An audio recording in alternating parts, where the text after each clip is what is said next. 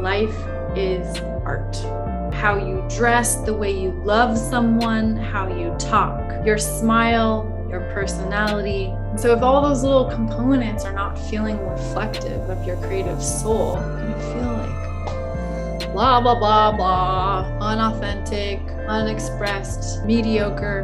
And we get to remind each other that this part of us is really important to be expressed. We are artists. We are not like everybody else. We are a very special kind of creative. And it's important for us to own these really wild, weird parts of ourselves and to make them seen and known and be unapologetic about them.